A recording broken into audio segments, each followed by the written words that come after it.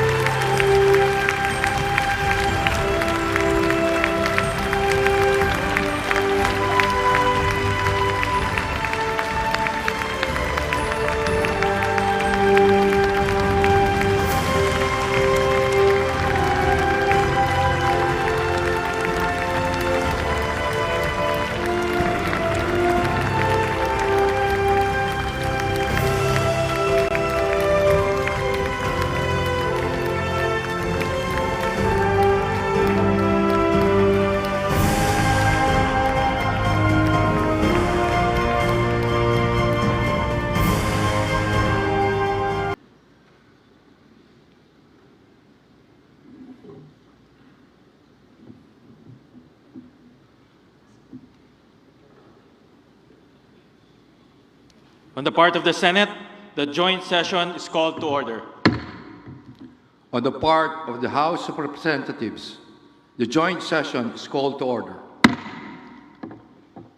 Please rise for the singing of the Philippine National Anthem to be led by the Philippine Charity Sweepstakes Chorale. Bayang magiliw, pelas ng silanganan, alam ng puso, sa dibdib mo'y buhay.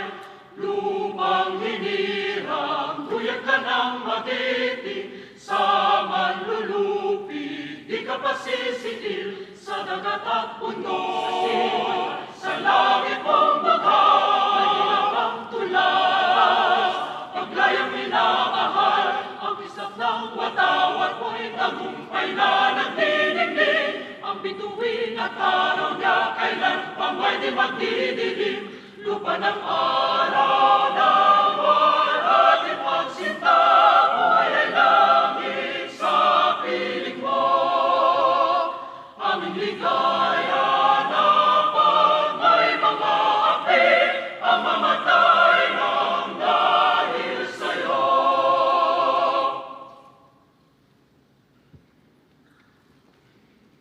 Please remain standing for the awiting panalangin to be performed by Ruben Don Diego Laurente.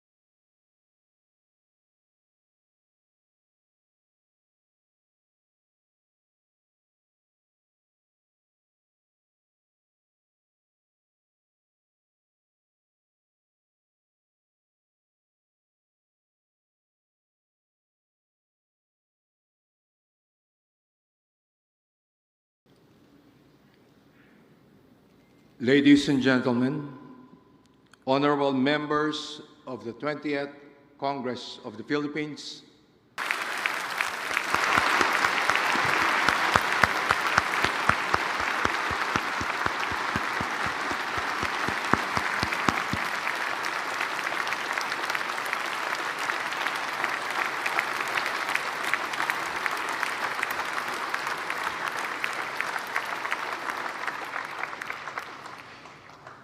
Former President Gloria Macapagal Arroyo, Senate President Sherwin Gatchalian, and honorable members of the Senate, House Speaker Faustino D. III, and honorable members of the House of Representatives, Chief Justice Alexander Gesmundo, and honorable justices of the Supreme Court, His Excellency, the Most Reverend Charles John Brown, and esteemed members of the Diplomatic Corps, Executive Secretary Ralph Recto, and honorable members of the Cabinet, First Lady Luis Araneta Marcos, other distinguished guests, ladies and gentlemen, good afternoon. Mga kababayan ko, naririto ako muli upang tuparin ang ating katungkulan at magbigay ng ulat sa inyo tungkol sa estado ng ating bansa at sa mga ginagawa ng inyong pamahalaan. Isang taon na ang nakalipas mula noong huli akong tumayo rito upang ilantad ang katiwalian na nadiskubre namin sa mga flood control project. Gaya ng aking ipinangako sa inyo, nagsagawa tayo ng malawakan at malalimang investigasyon na walang pagkikiling kahit kanino man. Masusi nating sinuri at sinundan kung saan tayo itinuro ng ebidensya. Lahat ng kailangang gawin ay ginawa natin upang matuntun ang punot dulo. Mayroon ng mga unang nakasuhan at nakulong, mga kontratista, matataas na opisyal, pati na mga mambabatas. At dumating na tayo sa punto na ayon sa Ombudsman ay malapit na ang paghain ng patong-patong na kaso labang sa dating speaker. Masakit man sa akin ito, ngunit kailangan nating gawin ang tama. Hindi ako pangulo ng aking pamilya. Hindi ako pangulo ng aking kaibigan.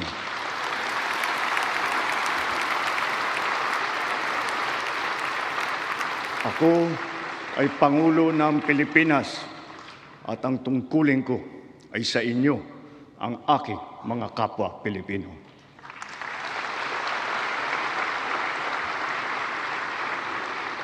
Kaakibat ng mga naisampang mga kaso tiniyak ng inyong pamahalaan na mababawi mula sa mga nagsabwatan ang nakuha nilang pera ng taong bayan. Gayon din, pinigilan natin ang paglabas ng pera ng bayan na ipambayad pa dapat sa mga depektibo, peke o guni-guning mga proyekto at mapupunta lamang sa mga bulsa ng mga tiwalaing kontraktor at opisyal. Halos 25 bilyong piso ang halaga ng nabawi, frozen at napreserbang mga pera at ari-arian ng mga akusado. Ang mahigit 800 milyong piso dito ay agad nating nabalik sa Treasury. Lahat ng mababawi mula sa mga sangkot na tiwali ay agad ibabalik sa kaban ng bayan. Ipinapaubayan na natin ang pag-uusig sa Ombudsman at sa ating mga pinalakas na National Prosecution Service. Nananalig din tayo sa makatarungang hatol ng hukuman. Makakaasa kayo na ang gulong ng hustisya ay tumatakbo.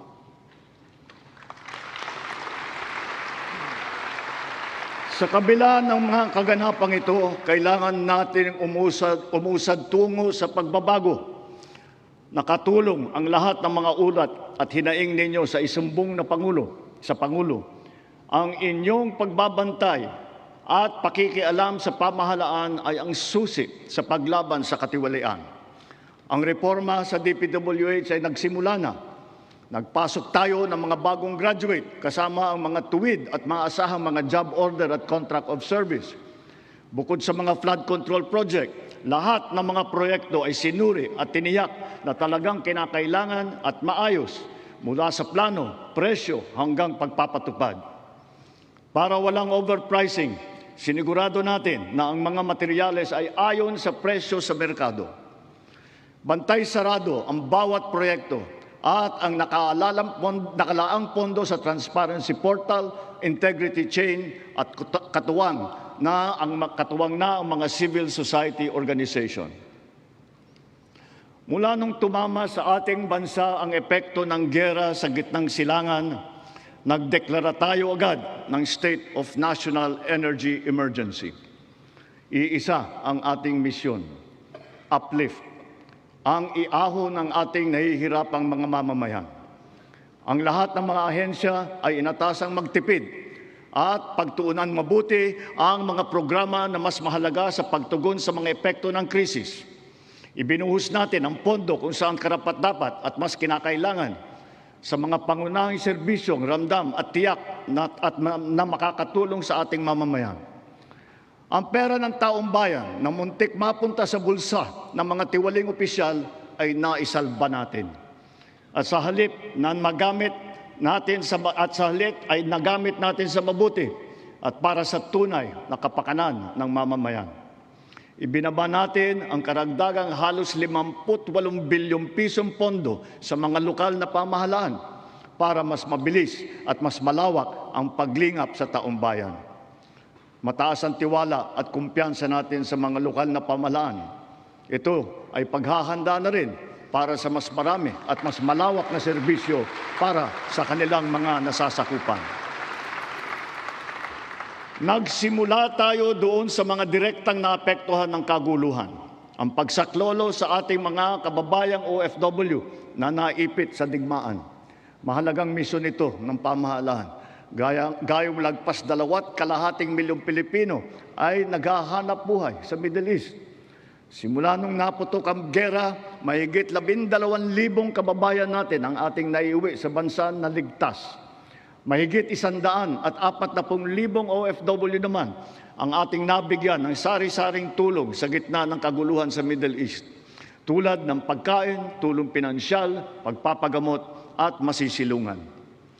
Pag-uwi sa Pilipinas, sila ay ating tinulungan upang makapagsimula muli sa pagpahanap buhay sa pamamagitan ng Action Fund at OWA Kabuhayan Program. Ang iba naman ay nilapit natin sa peso o kaya'y sinama natin sa bayanihan para sa balikbayang manggagawa job fair. Samantalang ang iba ay tinulungan natin makapaghanap buhay muli sa ibang bansa. Bukod sa kanila, ang mga magbabalik natin mga gurong OFW ay papasok na sa mga public school natin kung saan sila ay higit na kinakailangan. Dahil dito sa Pilipinas, sila ang ma'am at saka ang sir.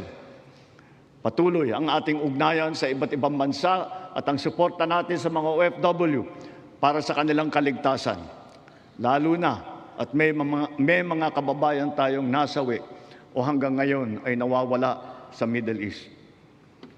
Pangalawa, bunga ng ating magandang ugnayan sa iba't ibang bansa. Natiyak nating sapat ang supply ng langis para sa ating pangangailangan. Sa kabila ng pagsara ng Strait of Hormuz ay nagawa natin makabili at makapag-angkat mula sa ibang pagkukunang bansa tulad ng Japan, South Korea, Oman, India, maging sa Russia, pati na sa China. Dahil sa mga ito, natiyak natin na sapat ang supply ng bansa na tatagal hanggang halos 2 buwan. Nakipag-usap din tayo sa Iran para sa kaligtasan ng ating libo-libong mga kababayang tripulante na nasa Strait of Hormuz. Sa kooperasyon ng ating mga kumpanya ng langis, hindi naging biglaan ang pagtaas ng presyo ng petrolyo, kundi paunti-unti sa loob ng 1 linggo. Ito ay para naman maging magaan sa ating nahihirapang mga consumer. Nagtakda rin tayo ng sunod-sunod at malalaking mga price rollback na kailangan tuparin ng mga kumpanya ng langis. Sa tulong ng batas na naipasa ng Kongreso, agad din natin nasuspindi ng 3 buwan ang pagpataw ng excise tax sa LPG at saka sa kerosene. Bukod dito, agad din natin nilimitahan ang pagtaas ng presyo na inaangkat nating bigas. Inaresto at kinasuhan din natin ang mga nahuling nagsasamantala sa kabila ng pagdurusa ng taong bayan habang may state of energy emergency. Lahat ng posibleng gawin para mababa ang presyo at mapabagal ang pagtaas nito, ginawa natin. Marami ang naapektuhan o kaya nawalan ng trabaho sa panahong ito. Kaya tuloy-tuloy ang pagsasagawa natin ng mga job fair sa buong bansa. Nitong Mayo 1, araw ng paggawa at kasagsagan ng mataas na presyo ng krudo, nagsagawa tayo ng halos 100 job fair, kung saan halos 300,000 trabaho ay pinagbigay alam natin sa publiko. Sa isang araw ng job fair na ito, lagpas 6,000 Pilipino ang hired on the spot. Dito rin natin ipinamahagi ang mga sweldo para sa mahigit 100,000 benepisyaryo at nagtatrabaho sa ilalim ng dilip at tupad ng DOLE. Kumilos agad tayo upang pigilan ang mabilis na pagtaas ng presyo ng bilihin. Hinikayat ang mga bangko at e-wallet na magbawas ng kanilang karaniwang singil sa bawat transaksyon na online. Kaya ngayon, maraming bangko at e-wallet na nagbaba o nagtanggal ng kanilang sinisingil sa online transaction fee. Upang makaluwag din sa mamamayan, nagbigay ang mga bangko ng hanggang 6 na buwang palugit sa pagbabayad ng utang at hanggang 1 taon naman kung ang utang ay ginamit para sa agrikultura. Ganito rin ang ginawa ng GSIS at SSS para sa mga utang ng mga miyembro nito, pati na ang NHMFC para sa mga umutang ng murang pabahay at ng Pag-ibig Fund para sa mga naapektuhan na OFW. Kahit papano ay nakaluwag ito sa mga consumer, lalo na sa mga naghuhulog para sa kanilang bahay at sa mga nagpupundar para sa kanilang negosyo. Sa panahon na lumiit ang kita dahil sa mataas ng mga presyo, mahigit 26,000 toneladang bigas ang binigay sa mahigit 2.5 milyong pamilya. At ito'y itutuloy pa natin hanggang umabot sa 8 milyong pamilya na makikinabang.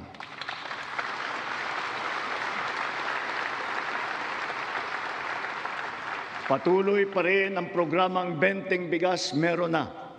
Ito'y nakakapagbigay ginhawa sa mahigit 12 milyong Pilipino sa buong bansa. Ang mahigit 800 nating kadiwa ay nasa buong Pilipinas ay sabay pa rin nakakatulong sa mga namimili at sa mga magsasaka at mangingisda na direktang nakakapagtinda ng kanilang mga produkto. Nagbigay din tayo ng suporta sa halos 2 milyong magsasaka at mangingisda sa kasagsagan ng mataas na presyo ng langis sa ilalim ng Presidential Assistance to Farmers, Fisherfolk and Families o yung tinatawag na PAF.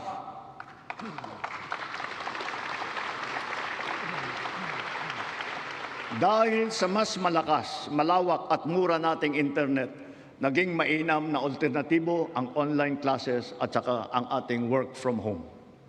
Mataas ang presyo ng ating kuryente, lalo na ngayong Hunyo, dala pa rin ng mataas na presyo ng krudo at paglakas ng dolyar. Gayunpaman, tiniyak natin na nabigyan ang mamamayan ng kaunting proteksyon sa kanilang electric bill. Ipinag-utos natin ang agarang pag-refund ng mga kumpanya ng kuryente na may sobrang nasingil sa mga customer nito. Ipinag-utos din natin na payagan ang ilang piling consumer na makapagbayad ng kanilang bill ng hulugan sa buwan ng Mayo, Hunyo at Hulyo. Kaugnay nito, pansamantala nating pinagbawal ang mga pagputol ng linya habang hinuhulugan pa nila ang kanilang bill sa mga buwang ito. Para sa ating mga micro-entrepreneur, ipinatupad natin sa BIR sa ngayong taon ang one-time tax abatement. Layunin nito na makapagbigay ng kaunting ginhawa sa mga nalugi o kaya lumiit ang kita dala ng hirap ng panahon. Ang sektor ng transportasyon ang pinakamatinding tinamaan ng epekto ng krisis. Super, operator, pasahero, manggagawa o negosyo man.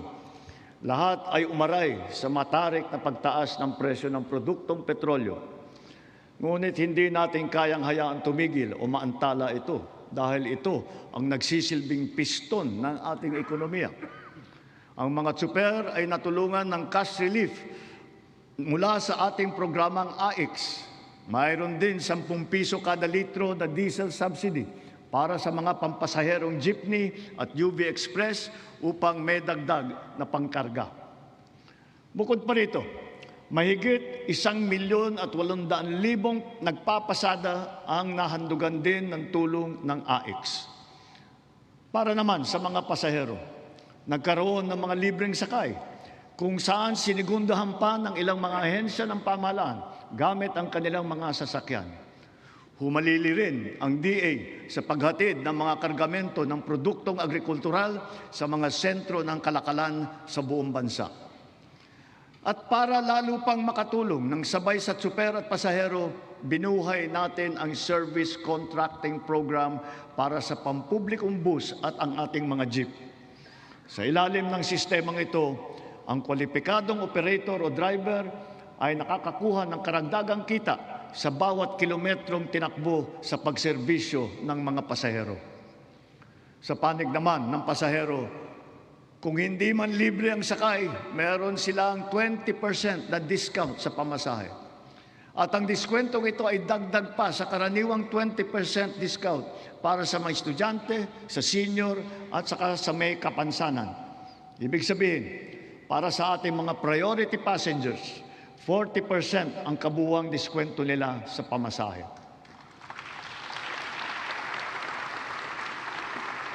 Nariyan din ang tupad, tuloy pasada, kung saan nagkaroon ng dagdag na kita ang mga tsuper na pampasada. Sa mga programang ito pa lang, milyong-milyong Pilipino, driver man o pasahero, ang nakaramdam ng kaunting ginhawa sa kanilang mga biyahe araw-araw mula nang ito'y nailunsad. Dito sa Metro Manila, ang lahat ng mga sumasakay ng LRT2 at MRT3 ay patuloy na nagiginhawaan ng 50% diskwento sa pamasahe. Bukod pa ito sa mga espesyal na diskwento na ating ibinibigay tuwing linggo at mahahalagang kapistahan. Sa ating mga paliparan at pantalan, pansamantala nating binaba ang sari-saring mga bayarin sa paggamit ng mga pasilidad, gaya ng terminal fee, landing and take-off fee, harbor fee, anchorage at berthing fee, pati mga storage fee. Halimbawa, sa Cebu Port, naging libre ang terminal fee. Sa mga palipara naman,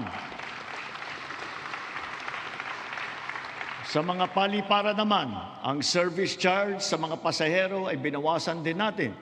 Gayon din sa PITX, ang terminal na nag-uugnay ng Metro Manila sa Katimugan. Sinuspindi natin ng 3 buwan ang pagsingil ng terminal fees sa mga pampasaherong sasakyan. Sa mga expressways naman, sila ay may diskwento sa toll fee na umabot hanggang halos 200 piso. At kapag ang kargamento naman, ay pagsakay ng roro ay produktong agrikultural at sangkap ng pagkain, binaba natin mula 500 ang terminal fee. Ngayon, piso na lang ang sinisingil sa kanila. Sa pagdaan naman nila sa mga expressway, libre ang toll fee ng mga truck na accredited ng Department of Agriculture. Dahil sa lahat ng mga pinatupad na ito, milyong-milyong Pilipino ang kahit papano ay direktang nakaramdam ng tulong sa panahon ng mataas na presyo ng petrolyo. Sila ang ating mga tsuper ng pampublikong sasakyan, mga estudyante, manggagawa, pati na rin ang mga magsasaka at marami pang pasahero sa buong Pilipinas. Mga kababayan, sa ating pagbalik tanaw, kaya ko kayong harapin at sabihin na ginawa natin ang lahat ng nararapat upang malunasan ang mga epekto ng krisis. Agarang kumilos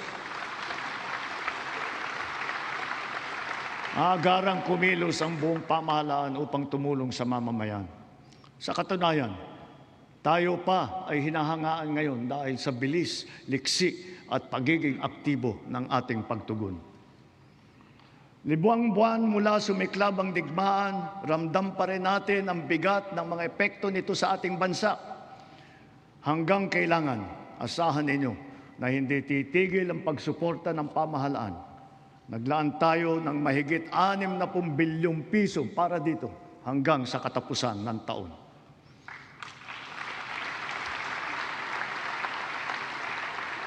Ang pondo na naisalba natin na balak ibulsa ng mga tiwaling opisyal ay sa taong bayan natin ibinubuhos. Ngayon, ipipihit natin ang mga programa sa mas nangangailangan nating kapwa Pilipino para naman mas malawak at mas marami ang maaabot ng tulong. Layunin natin matulungan ng 3.2 milyong benepisyaryo ng 4Ps at walang gutom program, ang 1.2 milyong minimum wage na manggagawa ng miyembro ng SSS at ang 2.2 milyong kababayan nating mahirap na hindi pa naging benepisyaryo ng programang pang-ayuda ng pamahalaan. Nariyan pa rin ang nakaabang na pagsuporta natin para sa sektor ng transportasyon, agrikultura at mga OFW na apektado ng kaguluhan. Kung susumahin, mahigit 7.2 milyong pamilya na lubos na nangangailangan ang matutulungan natin sa mabigat na kabanatang ito. Ngunit, hindi natin kaliligtaan ang ating mga manggagawang Pilipino, lalo na ang mga middle class, pati na ang mga maliliit na negosyo. Alam natin na sila rin ay nabibigatan sa epekto ng krisis. So, to ensure the continued progress of the middle class amidst the lingering effects of the crisis, we will pursue tax relief measures that promote growth, that generate revenue, and advance equity towards socio-economic sustainability. Kaya bilang natatanging proteksyon sa kanila at para mas mapakinabangan nila ang pinaghirapan nilang kita, nananawagan ako sa Kongreso upang maipasa ang batas na magbibigay ng bahagyang ginhawa para sa ating bayaring buwis.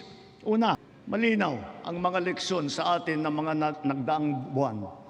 Una, ang kahalagahan ng seguridad at katatagan ng bansa pagdating sa enerhiya at sa pagkain, ng ating ugnayan sa ibang bansa at ng bawat mamamayan kahit saan man sila naroroon.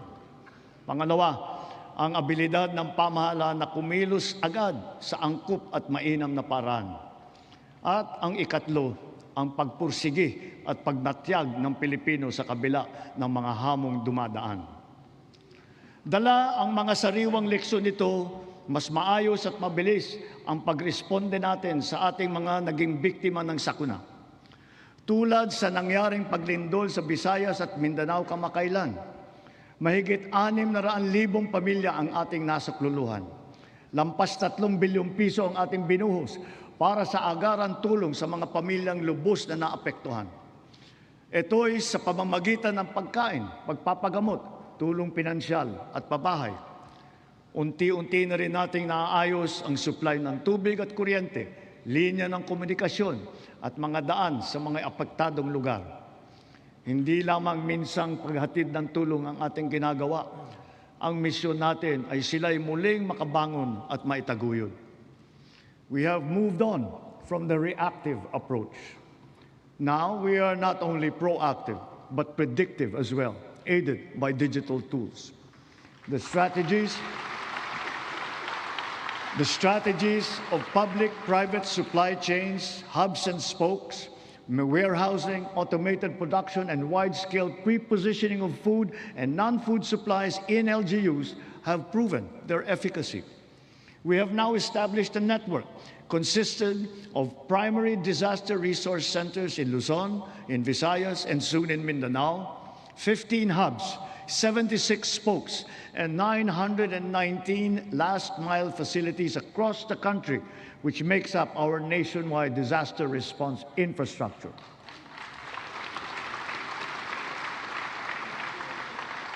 Because of this robust system, delivery of emergency nourishment and relief to target areas is now made possible under 24 hours.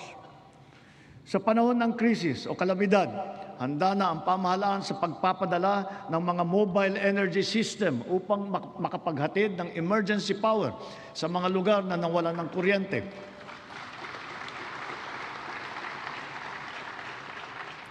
Complementing these are our government emergency communication system and the private sector-led and our first ever satellite-to-mobile service, both of which guarantee uninterrupted telecommunications nationwide in the event of crises and of disasters.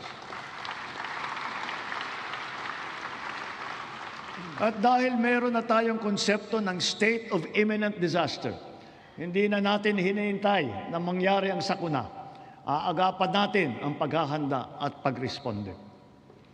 And so, taking all these lessons to heart, our overarching mission and all our conscious efforts henceforth must not be to simply uplift, but to ensure security and self-sufficiency of our nation and of our fellow Filipinos. Sa nasaksihan nating pagtaas ng presyo ng petrolyo, maraming kababayan natin ang umasa sa pampublikong sasakyan. Kaya't pinagtutuunan natin ng mabuti ang ating mga tren, mga busway, transport hub at integrated terminal at ang pagpapaganda at pagpapalawak ng mga paliparan at pantalan sa buong bansa. Ito ay upang mas malawak at malayo ang naaabot, tumaas ang kapasidad at maging moderno at mas maginhawa ang serbisyo. Halimbawa, sa susunod na taon, ang mga tren ng North-South Commuter Railway ay tatakbo na sa pagitan ng Valenzuela at Malolos. Sisikapin ng DOTR na sa pagtapos ng administrasyong ito, tapos na rin ang railway hanggang sa Clark.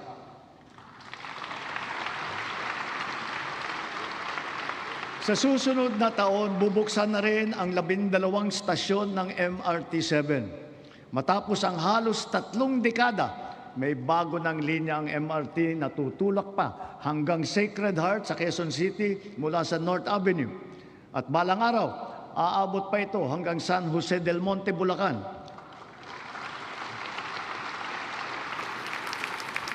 Sadyang napakalaking ginhawa nito sa halos 1 milyon na pasahero bawat araw. Thanks to the recently enacted Accelerated and Reformed Right-of-Way Act, right-of-way issues are now more quickly resolved, removing the biggest choke point in our mass transit development program. Sa kabilang banda, yung unang bahagi ng Cebu Bus Rapid Transit ay bukas na. At yung nasa Ilocos Norte naman ay ating pasisinayaan sa susunod na taon. Ang mga nag-modernize ng mga sasakyan, lalo na ang mga lumipat sa mga hybrid at electric vehicle, ay hindi nakaramdam ng kurot ng pagtaas ng presyo ng petrolyo. Consistent with our clean energy drive, we have encouraged the adoption of electric vehicles. We have removed all tariffs on EVs until 2028 to bring down market prices. And government has also been mandated to prioritize electric vehicles and their refleeting plans. This clean and green policy is two-pronged. It shall also spur growth of our domestic local industries across the EV value chain, specifically those involved in the vehicle assembly and manufacturing of batteries and related spare parts. Mitiin natin na sa pagdating ng 2040, kalahati ng mga sasakyan natin ay EV na. Ang ilang makabagong love bus at ang articulated bus na gagamitin sa Davao City, mga EV na. Ang MB Dalaray naman na pinasayaan natin kamakailan lamang ay isa ring EV na nabuo sa pagtutulungan ng UP at saka ng DOST. Sa darating na panahon, ang ganitong electric ferry boat ang gagamitin sa Pasig River Ferry Service mula Pinagbuhatan sa Pasig hanggang Escolta sa Maynila. Kaya hinihiling ko ang suporta ng buong industriya upang mapaandar na natin sa lalong madaling panahon ang ating minimiting modernisasyon ng mga pampublikong sasakyan. Titiyakin natin na magiging makatao, magaan at makatarungan ang pagpapatupad nito. Tulad ng aking nabanggit, dapat mataas ang kalidad, matibay at maghahatid ng pangmatagalang ginhawa sa taong bayan ang lahat ng pampublikong infrastruktura. Ngayong taon, matatapos na ang bahagi ng South Luzon Expressway TR4 mula sa Santo Tomas City, Batangas, papuntang Tiaong sa Quezon.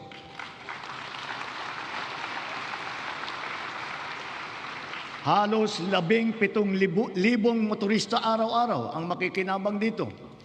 Ang mga nasirang tulay sa San Juanico sa Eastern Visayas, Cabagan, Santa Maria sa Isabela, Pigatan sa Cagayan, Calbigan at Liloan sa Samar at Panuliran sa Iligan ay kaagad nating naayos at ngayon nagagamit na muli.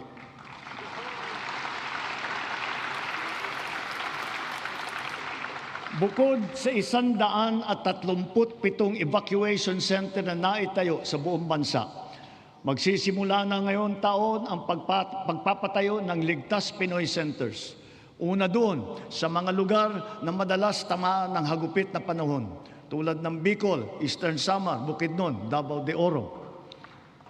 Ang mga gusali na ito ay dinisenyo upang kayanin ang mga malubhang kalamidad tulad ng super typhoon na 340 kilometers per hour, ang lakas ng hangin at ang magnitude na 8.4 na lindol.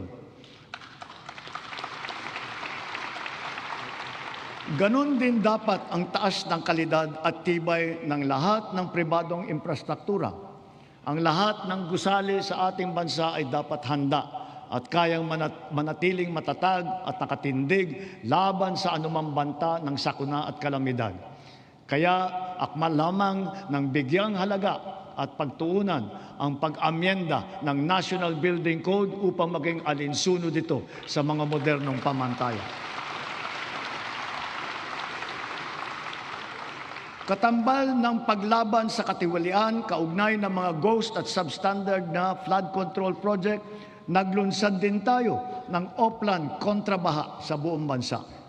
Dito sa Metro Manila, masigasig ang ginagawang paglilinis ng mga estero at imburnal sa pangunguna ng MMDA.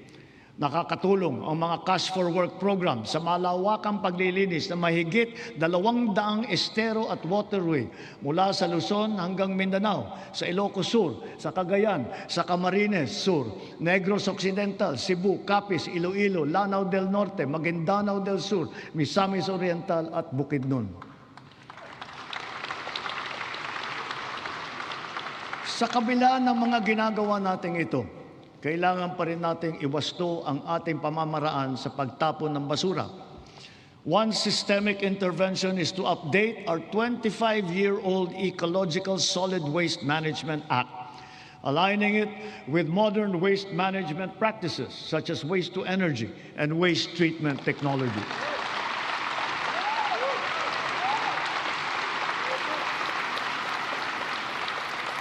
As we recalibrate our solid waste management systems, we can draw inspiration from the solid waste management practices being championed by the MMDA here in Metro Manila, such as waste recovery, processing, upcycling.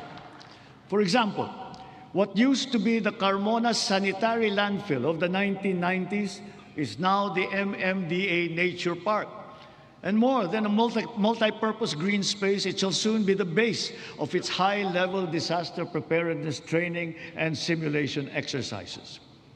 Gayon din, ang ating sistema ng agrikultura ay pinapatatag natin upang magarantiya ang ating supply ng pagkain at maipababa ang presyo nito para sa lahat. Ang sari-saring mga programa tulad ng puhunan, farm input, kagamitan, kaalaman, pati na insurance ay tumutulong sa mga magsasaka at mangingisda. Kaya mula noong 2023, patuloy na tumataas ang produksyon ng bansa. Lumalakas ang cropping intensity, dumadami ang ani tulad ng palay, mais, asukal, baboy at manok. Dala ito ng malakas na buhos ng suporta sa sektor. Ang gumaganda at lumalawak na sakop ng infrastruktura at sistema ng irigasyon at tumataas na antas ng mekanisasyon. Nagbubuklod na rin ang mga magsasaka at mangingisda at nabibigyan ng makabagong teknolohiya, binhi at mga pasilidad at kagamitan. Ilan sa mga ito ay ang 145 rice processing system, 3 malaking cold storage facility at halos 40,000 makinarya. Ang mga taniman naman ng niyog ay dumadami at lumalawak din, dala ng ating programa na malawakang pagtatanim sa buong bansa.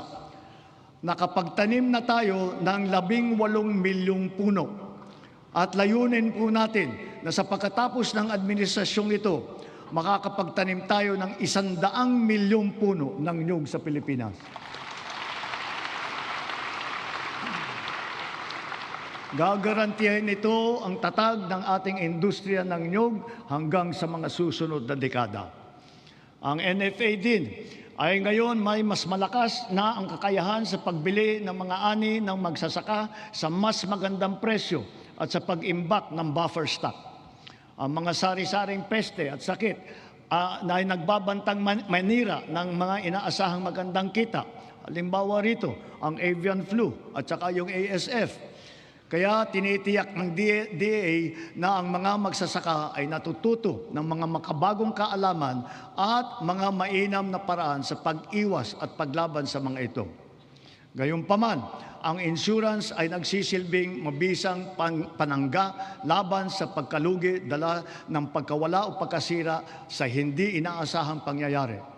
Sa nakalipas na 4 na taon, natulungan ang sektor upang mabawi ang halaga ng pinsala sa hanap buhay na umabot sa 19 bilyong piso halaga na kabayaran. Ang crop insurance ngayon ay hindi limitado sa mga pananim. Kasama sa saklaw nito ang mga alagang hayop, palaisdaan, mga gamit at pasilidad, pati sasakyan na pang-agrikultura. Meron ding life insurance para sa mismong magsasaka at mangingisda. Papalawigin pa ng Philippine Crop Insurance Corporation at DA ang kaalaman ng mga magsasaka at mangingisda tungkol sa crop insurance. Upang makapagbigay ng kapanatagan sa isipan ng mga benepisyaryo ng agrarian reform, wala tayong tigil sa pamamahagi ng mga titulo sa lupa na ginawad sa kanila. Kaya sa loob ng 4 na taon, lagpas 400,000 titulo na ang suma total ng atin na ipamahagi sa kanila, na may kabuong lawak na mahigit 500,000 hektarya. Tatapusin na natin ang pamamahagi ng mga titulo sa susunod na taon. Marami sa benepisyaryo ang naghintay ng 30 hanggang 60 taon. Ang iba mapalad na nasaksihan ang paglabas ng kanilang titulo. Sa tagal naman ng panahon, yung iba, apo na ang tumanggap. Gayon din, kahalaga sa kanila ang seguridad na hatid ng kalayaan mula sa pagkalubog sa utang. Kaya asahan ninyo, kukumplituhin na natin ngayong taon ang ginagawa natin pagpapawalang bisa ng mga utang ng ating mga benepisyaryo.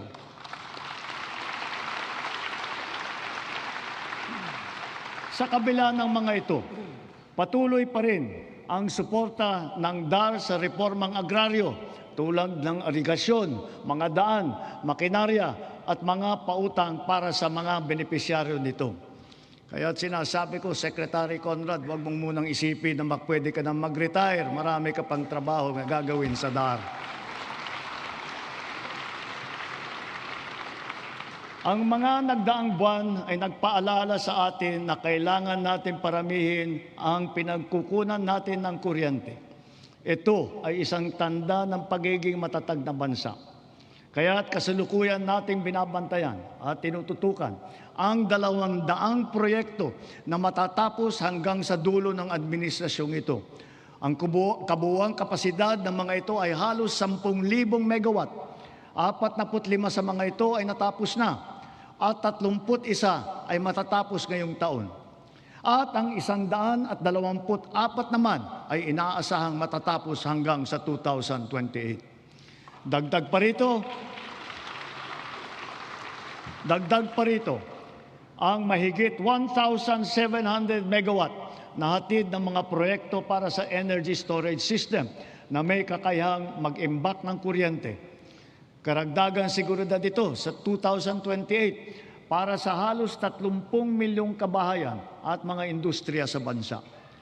Ang mga proyektong ito ay napabilis ng dahil sa mga bagong patakaran at proseso na nagpapadali ng pagnegosyo dito sa ating bansa para sa mga Pilipino at dayuhang negosyante.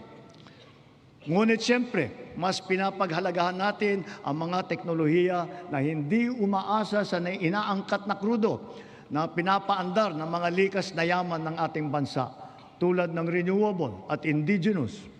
Bukod sa ilang mga plantang pinapatakbo ng krudo, nakapagdagdag tayo ng mahigit 60 plantang pinapatakbo naman ng geothermal, solar, hydro at wind at saka ng biomass.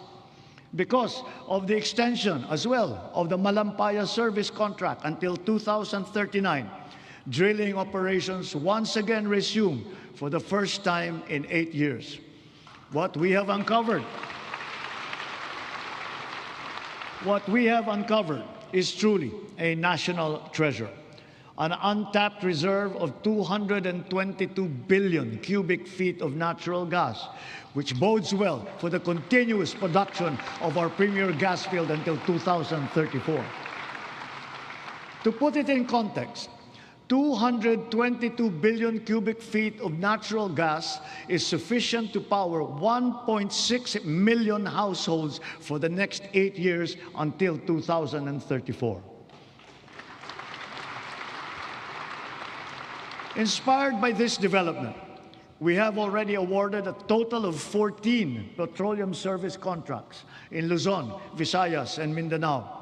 By far, this is the highest number of such contracts ever to be awarded during a single term of any president in our history.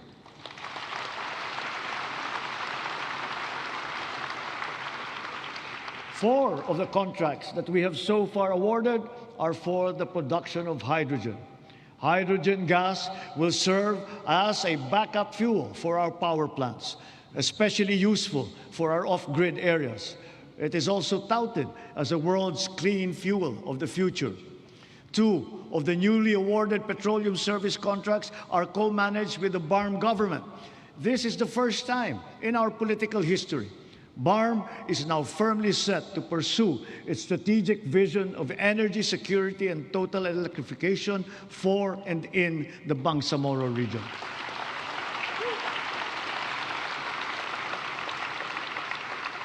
Sa kabila ng mga nailatag para sa ating seguridad sa enerhiya, panatag ang aking loob na kaya nating umangat pa. We have begun to embark on the establishment of hydrogen power plants. Multiple projects are now in their pre-developmental stage in Marinduque, in Masbate, Zamboanga, Sibugay, Basilan, and other potential areas. Pushing the envelope further, perhaps it is time for us to revisit nuclear energy production.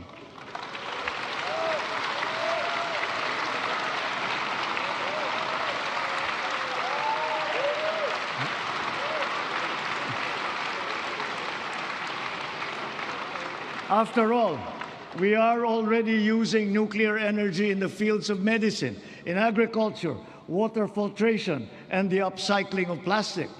We are confident in its capacity to reinforce our energy security and to bring down the cost of electricity in our country. Titiyakin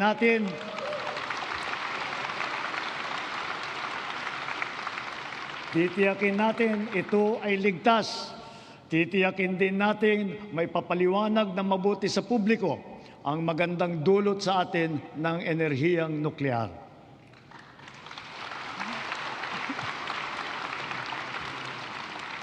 Mga kababayan, sa lahat ng mga ginagawa natin sa sektor ng enerhiya, maninaw din sa pamahalaan ang hinaing ng taong bayan na pababain ang presyo ng kuryente sa bansa.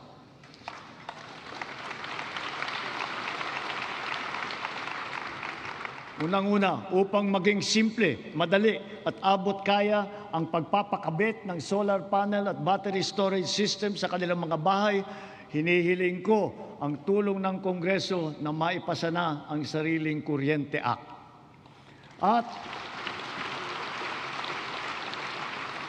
At kung pagbawas ng presyo ang usapan, sa aking palagay, panahon na para tanggalin na natin ang systems loss na pinapasa sa consumer.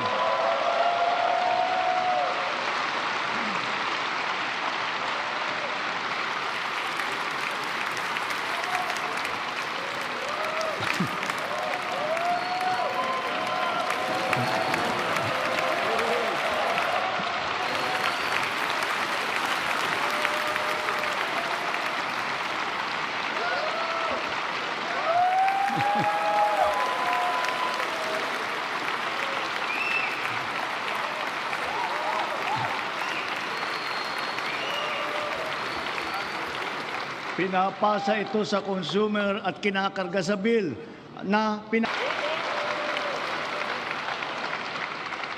Noon nagsimula ang administrasyon, nilatag na natin agad ang pambansang pulisiya sa social protection floor na magtitiyak na may pangsalo at paglingap sa ating mamamayan lalo na sa oras ng pangangailangan. Kaya't nariyan ang DILIP at tupad ng DOLE at AIX at Risk Resiliency Program ng DSWD para magsilbing pantawid sa anumang krisis na pinagdadaanan sa pamamagitan ng pansamantalang hanap buhay o di kaya'y tulong pinansyal. Ngunit, mas mainam pa rin ang pangmatagalang seguridad ng makukuha mula sa matatag na trabaho. Maraming trabaho ang hatid ng ating lokal na industriya na patuloy natin pinalalakas.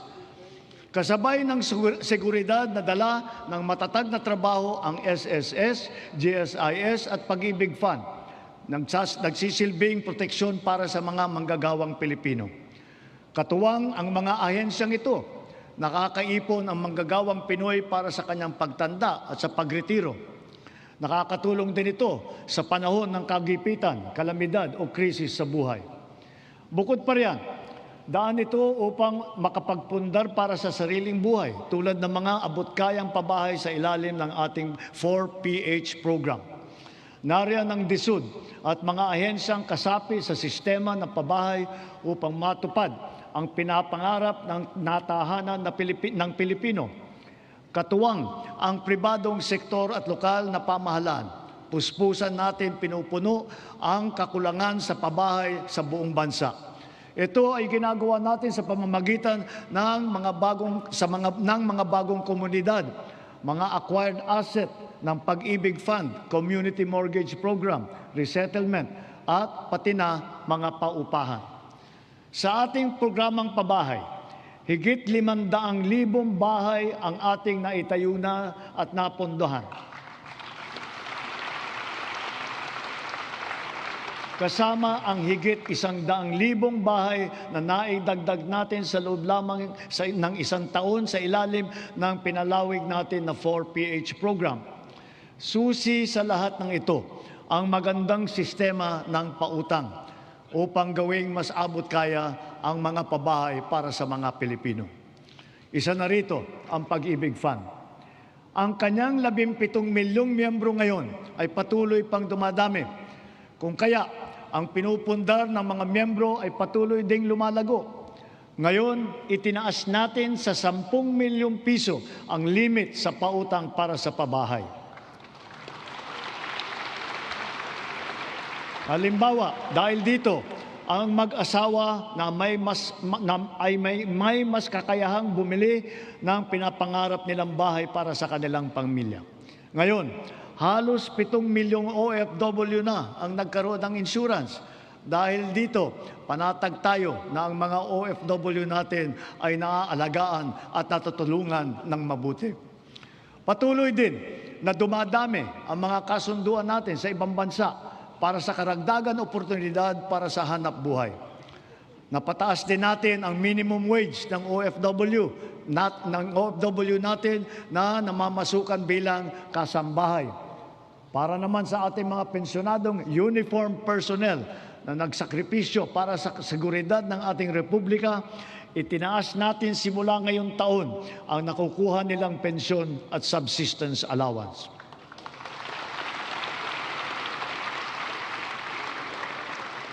Bilang dagdag tulong naman sa mga pensyonado ng SSS, Pinaaga natin ang 10% pagtaas ng kanilang pensyon simula Hunyo na dapat sana ay nakatakda pa sa Setyembre. Mula nung nag-umpisa ang administrasyon, humigit kumulang 44 na milyong Pilipino na ang protektado ng SSS. Mahigit 80,000 sa kanila ay mga tsuper, mga tendero, tendera, gig worker, mga job order at contract of service at iba pang mga nasa informal na sektor. Ang mga contract of service at job order ng pamahalaan, ipinagpatuloy natin ang kanilang mga serbisyo. Naglaan pa tayo ng karagdagang sahod para sa kanilang paghulog sa SSS, Pag-ibig at PhilHealth bukod sa iba pang mga benepisyo. Misyon natin na mas marami pang Pilipino ang makakasapi sa SSS, lalo na ang informal na sektor at mga self-employed na tulad nila. Kaya nananawagan ako sa buong sambayanan, huwag natin ipagwalang bahala ang seguridad na handog ng SSS, pati na ang Pag-ibig Fund. Tiyakin po natin na ang wasto at buwanang paghulog para sa mga ikabubuti ng ating mga kinabukasan. Maganda ring balita na dumadami sa ating mga kababayan ang kumukuha ng insurance at pre-need mula sa pribadong sektor. Mainam din itong pagpundar para sa kinabukasan. Ito ay para sa lahat ng Pilipino. Ginawa rin itong mas abot kaya dahil sa mga micro-insurance plan. Ngayon na nasa merkado, ito yung mga rehistrado at lehitimo. At mas maganda rin balita sa ating kabataan. Sa kanilang murang edad ay nagbubukas na ng mga account sa bangko o kaya sa digital payment app. Hikayatin at turuan natin silang mag-impok at magpundar para sa kanilang kinabukasan. Gayunpaman, edukasyon pa rin ang siyang pangunahin nagtataguyod ng kakayahan. Kung kaya ito ang nangunguna sa listahan ng administrasyong ito.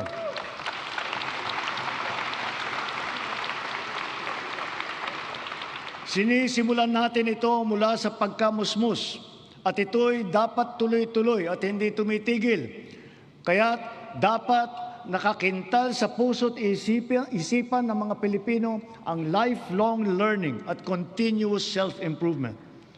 Ang nagdaang mga buwan ay nagpaalala sa atin na mahalaga ang reskilling at upskilling ng ating mga manggagawa.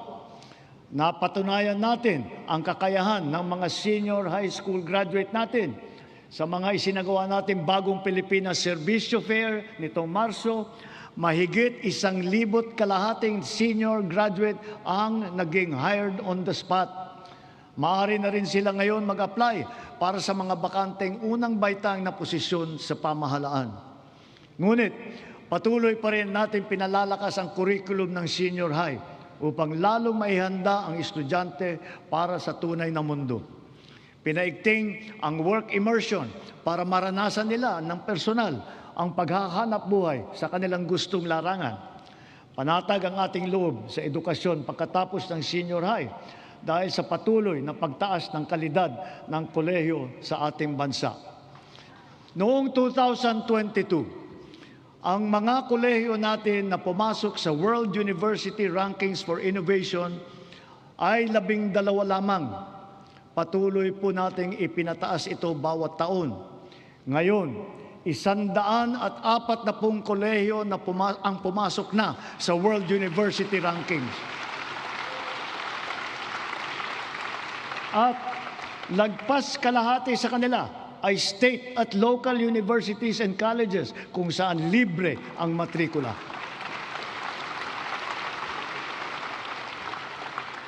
Para mahikayat ang kabataan na magtapos ng kolehiyo, ang tanggapan ng Pangulo ay naglaan ng 100,000 piso para sa 5 estudyante sa bawat barangay sa buong bansa. Sila ngayon ang ating presidential scholar. Mabisang pambato rin sa buhay ang mga programa natin sa TechVoc o TVET. Sa ngayon, 81% na ang placement rate ng mga dumadaan sa kursong TechVoc.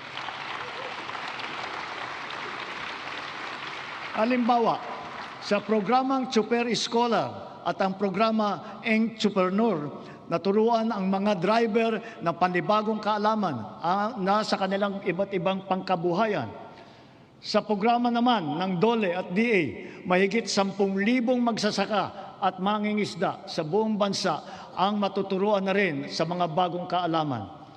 Ang TechPro ay nakapaloob na sa senior high at ito'y progresibo o ladderized upang maging tulay sa agarang hanap buhay at hakbang din tungo sa patuloy na pag-aaral at pagsasanay. Maaring gamitin ng isang TVET graduate ang kanyang national certificate bilang pundasyon upang maituloy pa ang pag-aaral hanggang maging ganap itong kolehiyong diploma. Halimbawa, ang electrical installation and maintenance sa senior high, maaring magtuloy sa electrical engineering balang araw. Ang caregiving, pwedeng ituloy sa nursing. Sa kabilang banda, kahit graduate ng kolehiyo ay maaaring kumuha ng NC upang tumahak ng ibang larangan o kaya'y magnegosyo. Inahahayag ng DOLE at TESDA sa publiko ang kompletong impormasyon ukol sa mga kurso at programa ng TVET, lokasyon ng mga training center at provider, paano mag-apply, petsa, iba pang mahahalagang detalye. Malaking tulong ngayon ang TESDA Passport na bunga ng digitalization ng inyong mga serbisyo. In line with our digital transformation drive, our DICT continues to train our tech-savvy citizenry in high-impact tech skills to help them stay competitive in this ever-evolving field. AI is here to stay, and so we adopt it to harness its potential to enhance critical sectors, from our educational system to our industries. We have launched massive training programs for AI readiness, which have reached at least 1.8 million individuals, students, parents, and teachers alike. This success inspires confidence to further scale up our initiatives for AI literacy across all sectors. We must ensure our global competitiveness. Within and beyond the academe, we must inculcate in our youth the virtues of critical thinking, innovativeness, creativity, as well as the ability to find solutions to problems. Our targeted scholarships and funding grants are all aimed to encourage these trailblazing traits. Contests such as Young Creative Challenge, the NICE, and the Philippine Innovation Awards recognize their talent and their hard work. At the same time, we have to do more to protect our children. We must protect them from the harmful influences and forces that exploit their vulnerability. The corrosive influence of fake news, the unfettered exposure to pornography, even to minors, the constant depiction of casual violence, and the toxicity and hate culture pervasive in social media. These pernicious influences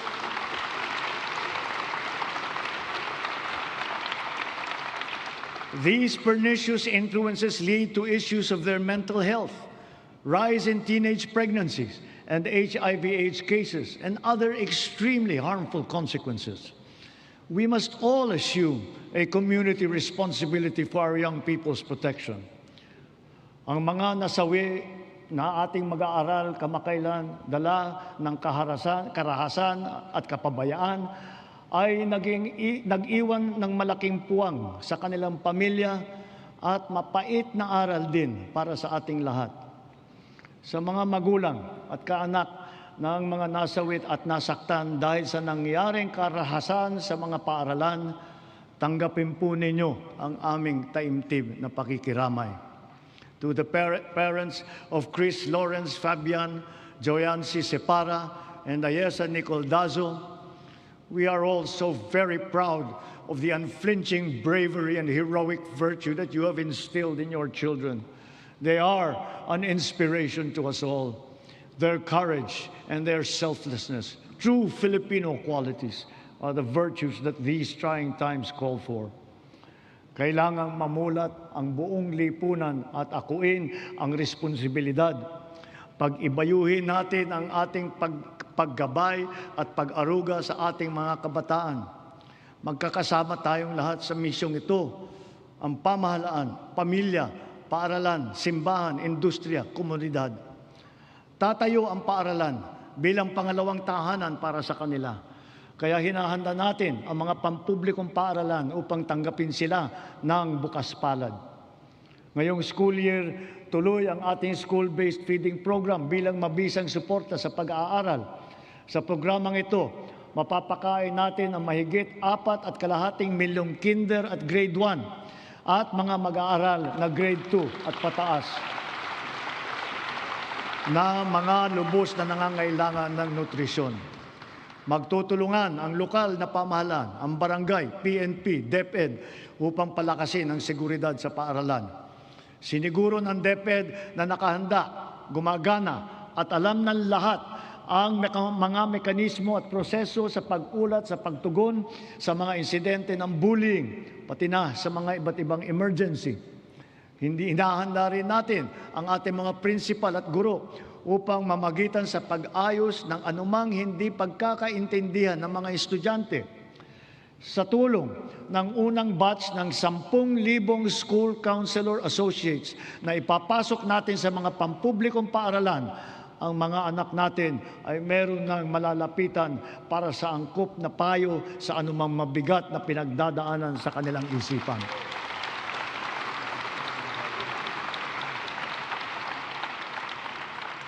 Hindi mawawaglit sa ating isipan ang karangalan at kadakilaan ng ating mga guro.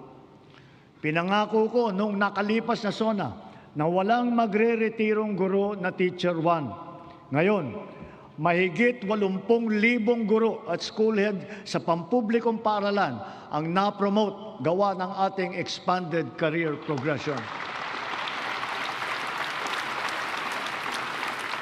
Nagkaroon na rin ng mahigit 30,000 karagdagang posisyon para lumakas ang puwersa ng mga guro.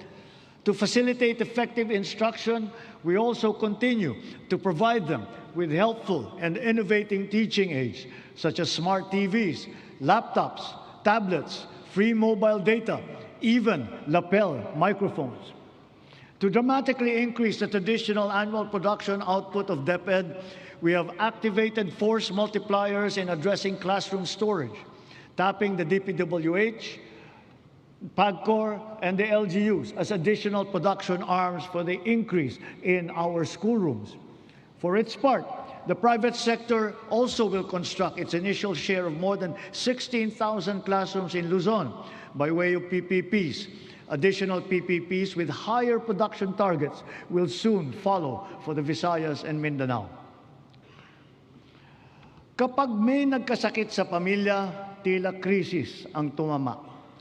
Sa mahal ng pagpapagamot, kaya nitong simutin ang kita o ipon ng isang pamilya.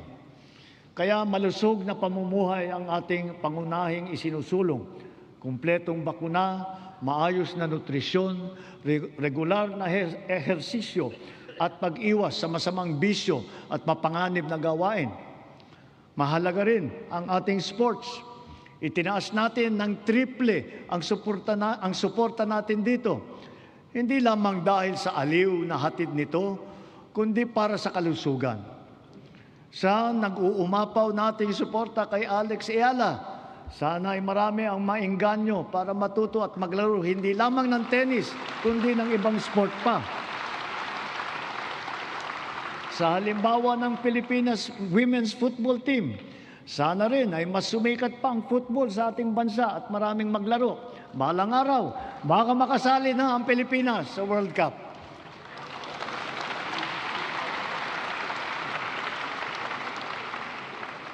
Ang ating sistema ng universal healthcare ay ang pangunahing seguridad sa kalusugan ng bawat Pilipino, katuwang ang DOH at saka ang PhilHealth.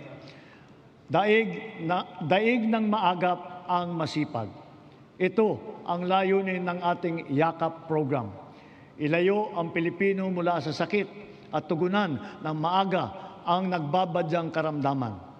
Sa taong ito, 4.5 milyon na ang nakapagpatingin mula sa 25 milyong Pilipino nakarehistro sa programang ito. Hangad natin, mas maraming klinika pa ang makakasapi sa YAKAP upang mas marami pa ang pagpipilian ng ating mga mamamayan. Sa kaugnay nitong gamot program, ang membro ng PhilHealth ay makakakuha ng kailangang gamot mula sa mahigit 2,000 accredited na provider. Ang bawat membro ay may benefit limit pa na 20,000 piso kada taon. Ngayon, 75 na ang mahahalagang gamot na kasama sa listahan ng programang ito. Meron diyang antibiotic, laban sa asma, alta presyon, kolesterol, para sa diabetes, sa ubo, lagnat, at iba pang mga sakit na kadalasang nararamdaman. Sa 7 buwan ng taong ito, mahigit 300,000 kababayan natin ang nakinabang dito. Bukod sa programang ito ng PhilHealth, ang bilang ng mga gamot na tinanggalan natin ng value-added tax ay umabot na sa mahigit 2,000. Mahigit 700 dito ay laban sa cancer, mahigit 500 ay para sa alta presyon, mahigit 600 naman ay laban sa diabetes at para rin sa mental health. Sa buwis na ito na ating tinanggal, ang side effect dyan ay mas mababang presyo nito sa butika.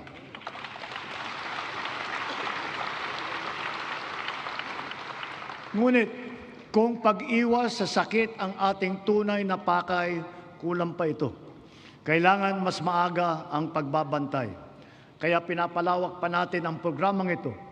Sa susunod na taon, unti-unti nating isasama ang iba't ibang uri ng blood test at gamot upang mas maagang matukoy at mabantayan ang posibleng sakit sa bato, atay, thyroid at hepatitis B. Nariyan pa rin ang malaking suporta ng PhilHealth kung kailangan talagang magtungo sa pagamutan. Patuloy na pinaparami ng PhilHealth ang sakop nitong mga sakit, kondisyon at serbisyo. At itinaas din nito ang limit upang matiyak na sumasabay ito sa pagtaas ng mga presyo. Pinahahalagahan ng PhilHealth ang mga laganap at malubhang mga karamdaman tulad ng cancer at sakit sa puso. Kasama na rin ngayon ang pagpapagamot ng HIV/AIDS upang makatulong sa pagpigil na dumadaming mga kaso dito sa bansa. Pati na rin ang TB na kumikitil ng halos 100 buhay bawat araw dito sa atin. Para mapaganda pa ang suporta natin sa mga batang may developmental disabilities, dodoblehin natin ang PhilHealth package para sa pagpapatingin sa therapy.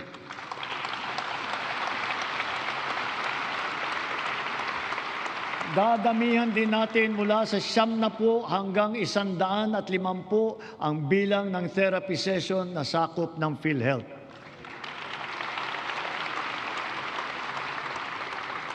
Nakaantabay din para sa kanila ang Project Aruga ng DSWD para sa karagdagan tulong pinansyal. Mula sa lagpas 5 milyong pamilyang Pilipino na gumagamit ng PhilHealth noong 2022, umabot na sa mahigit 7.5 milyong pamilya ang nakatamasa ng mga benepisyo ng PhilHealth nitong nakalipas na taon. Lahat ng ito ay gawa ng ating masigasig na paghikayat, maayos na proseso ng pagrehistro at mas pinabilis pang pagbayad sa mga ospital at healthcare providers.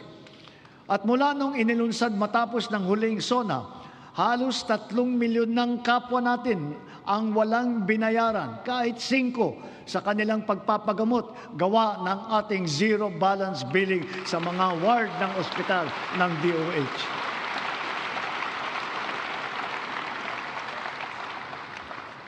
Siyempre, hindi natin makakaligtaan ang maaasahang medical assistance o MAIP. Mas marami na ang ospital na sakop nito. Mas pinadali pa ang proseso. At ngayon, may e-MAIP na sa mga ospital ng DOH, online at kasama sa ating e-Gov app. 2 na lang ang requirement. Wala na ring GLGL, kaya hindi na kailangan pumila o magmakaawa pa sa sino mang politiko.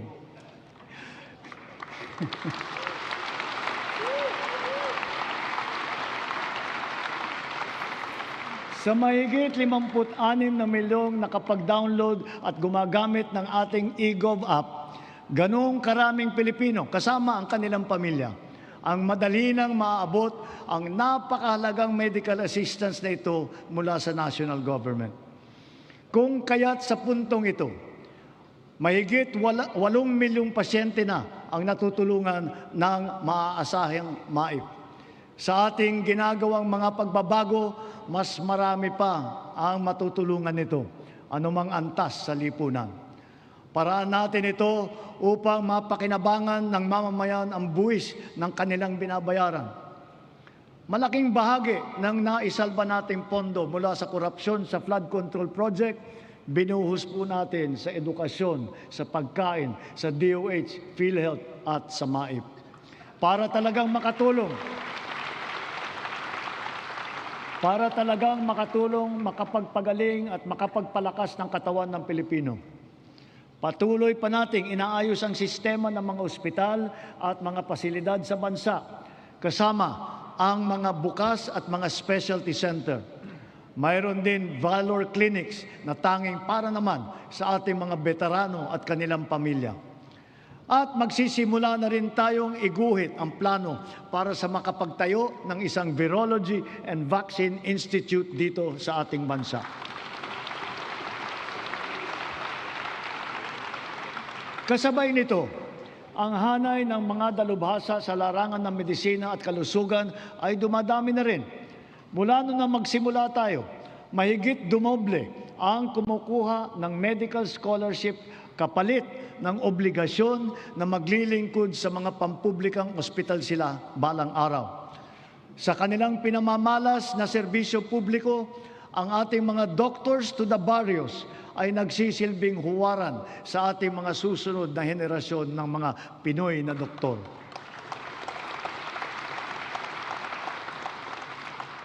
As we have witnessed and proven during this difficult period, our strong foreign relations have earned us incalculable dividends. The Philippines is once again a full member of the community of nations.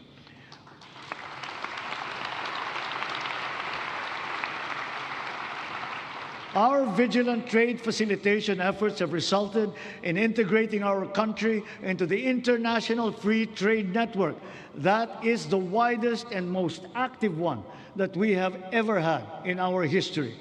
It has yielded transformative economic agreements such as the Regional Comprehensive Economic Partnership. And now we are set to seal yet another promising comprehensive economic partnership agreement, this time with the United Arab Emirates. Because of these international engagements, the Philippines now has 23 free trade agreements in force or under active negotiations with other countries.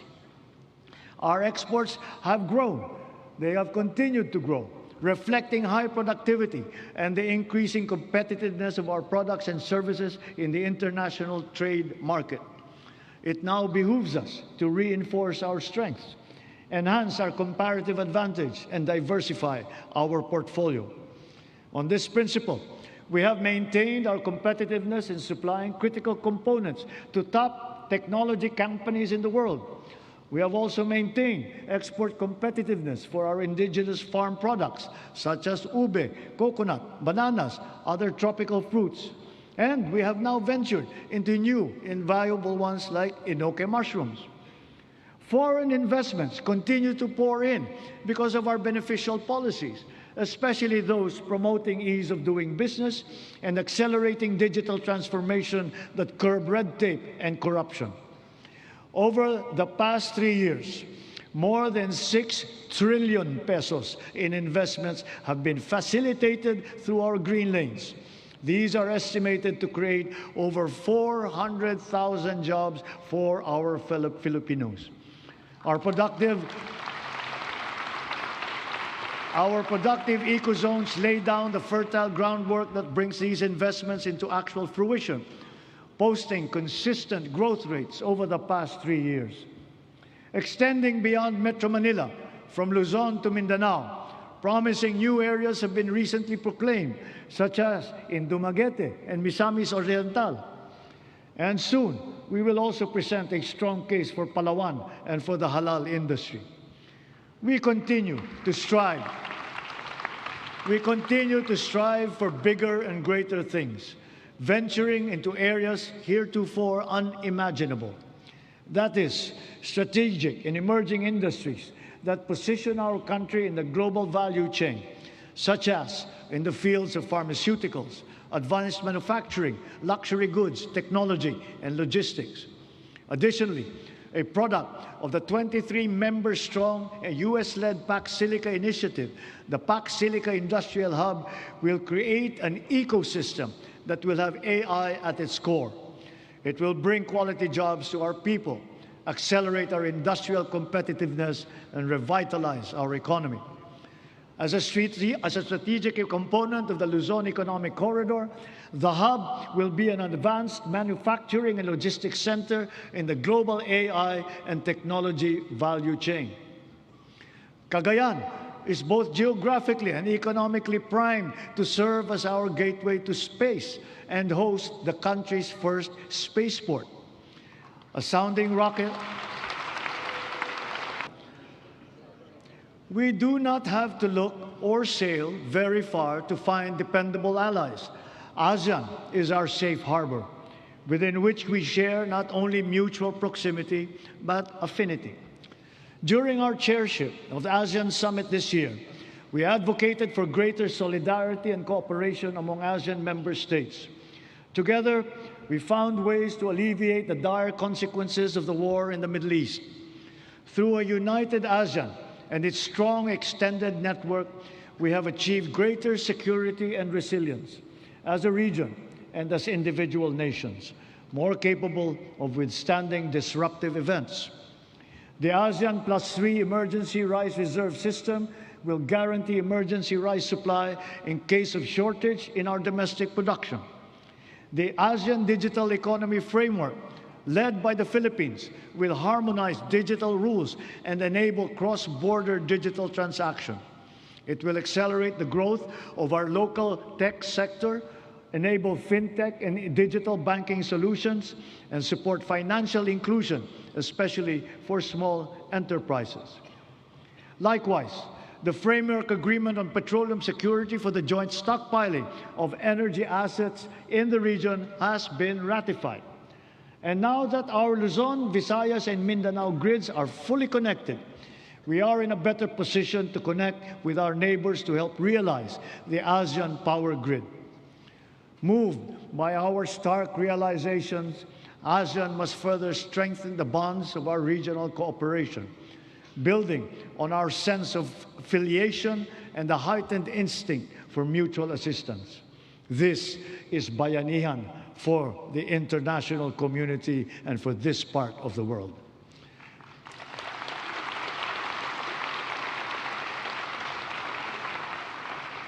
And more significantly, we in ASEAN, joined by the entirety of Filipinos who by nature are peace-loving, re-echo our unified appeal for an end to violent conflict. We appeal to all parties for a heightened sense of community, to a return to the table, armed only with a genuine desire for peace and for normalcy. True diplomacy builds, violent conflict only destroys. Peace and order are the foundations of security for our country, for our region, for the world. A long but worthwhile 15 years since its signing, we are now ready to formalize a historic completion of the government's peace pact with the CBA-CPLA. And in accordance with the Republic Act number 12317, the BARM electorate is now poised to partake in BARM's first regular parliamentary election.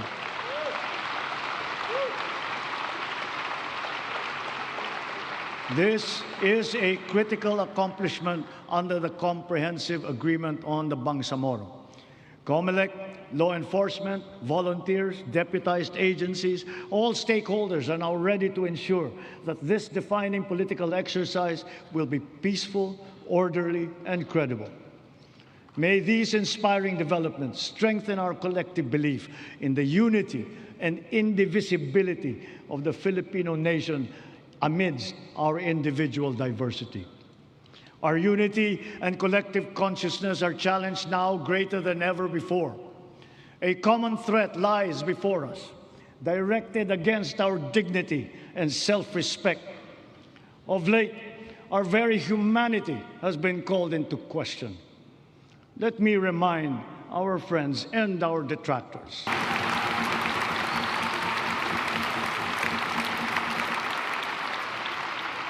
Just recently, we celebrated the 10th anniversary of the final and binding 2016 Arbitral Award, which stands as a definite benchmark for the interpretation and application of the UNCLOS. This is not a claim that we advance alone, nor is it one that we will abandon. Your government will do all that is necessary to continue upholding this award, utilizing every peaceful and legal means available to the Republic against any attempt, foreign or domestic, to undermine this achievement. We give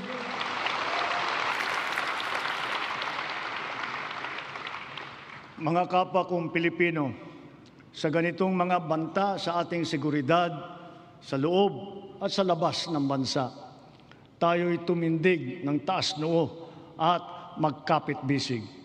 Dahil tayo man ay magkakaiba sa maraming bagay, iisa lang tayong lahi. Tayong lahat ay Pilipino, Pilipino sa diwa, Pilipino sa dugo. Manaig nawa ang pagkakaisa at ang pagmamahal natin sa inang bayan at sa kapwa Pilipino. Sa bagay na ito, hindi tayo magkakatunggali. Tayo ay magkakabigkis tulad ng ating pinamana sa ating buong kasaysayan. Sa mga pang-aalipusta, hindi tayo matitinag. Sa manlulupig, hindi tayo pasisiil.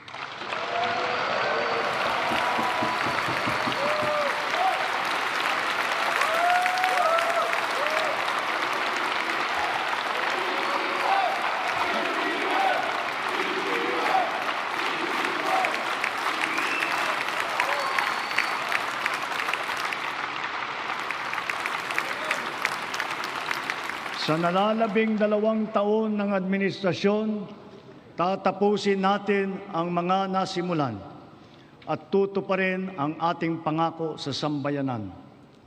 My beloved countrymen, let us continue the work that we have started to make the Philippines the country that Filipinos deserve. There is no nobler cause than this. We do this for our children. We do this for our future.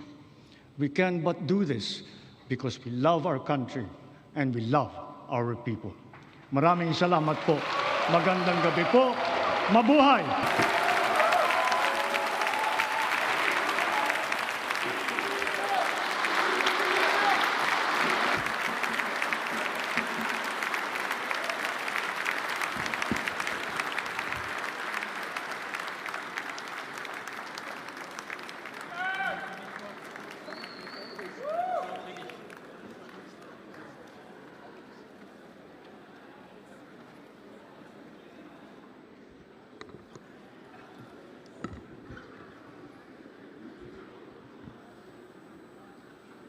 On the part of the Senate, the joint session is adjourned.